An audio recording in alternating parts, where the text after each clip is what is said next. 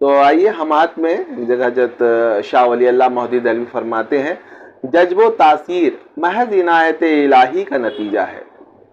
یہ تصوف کے جو لوگ ہیں، خاص طور سے جو روحانیت سے جڑے لوگ ہیں، وہ یہ ان باتوں کو بڑی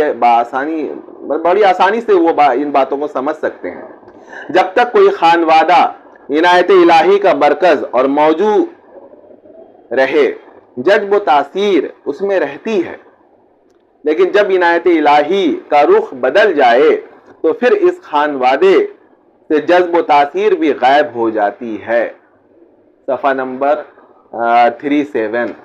کتنے پتے کی بات ہے کہ یہ وراثت نہیں ہے کہ باپ کے بعد بیٹا، بیٹا کے بعد پھر بیٹا، پھر یہ آج بہت ساری خانقاہیں جو برباد ہو گئی، اس کی وجہ یہ تھی کہ یہ جو جذب و تاثیر ہے یہ وراثت میں نہیں، اس پہ محنت کرنی ہوگی، اور جس کو اللہ چاہتا ہے وہ اس کو عنایت کر دیتا ہے اور اس کو توفیق مل جاتی ہے۔ تو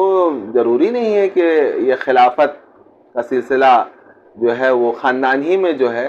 وہ محدود ہو کر رہ جائے، نہیں، جو لائق ہوگا۔ ہمارے یہاں بھی جو ہے حضرت حامد حسن علوی رحمۃ اللہ علیہ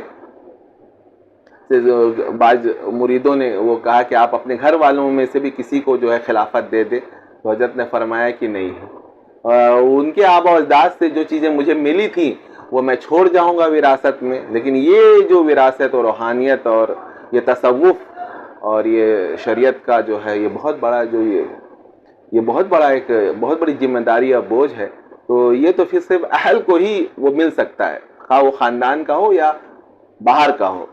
تو یہ بات جو ہے دیکھیے حضرت شاہ ولی اللہ مہدی دہلوی بہت پہلے یہ لکھ گئے کہ عنایت الہی کا یہ نتیجہ جذب و تاثیر یہ کسی خاندان کی پراپرٹی نہیں ہے۔ جب بھی وہ اس خانوادے میں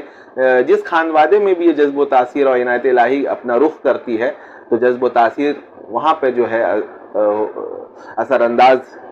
ہو جاتی ہے اور وہاں جذب و تاثیر کام کرنا شروع کر دیتی ہے۔ تو جتنے مریدین ہیں، سالکین ہیں، ان کو بھی جو ہے اس طرف ہی رخ کرنا چاہیے۔ یہ نہیں کہ بھائی ہمارے دادا چونکہ اس خاندان سے وابستہ ہے تو ہم کو بھی اسی خاندان سے جڑے رہنا ہے۔ ارے بھائی اگر معاملہ کچھ گڑبڑ ہو چکا ہے اور وہاں سے وہ بات آپ کی بن نہیں رہی ہے تو ضروری نہیں کہ اسی خانوادے میں آپ جڑے رہیں۔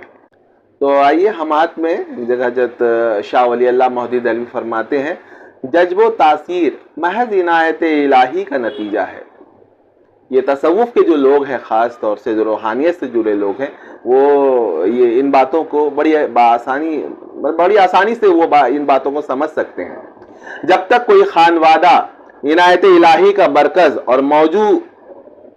رہے، جذب و تاثیر اس میں رہتی ہے، لیکن جب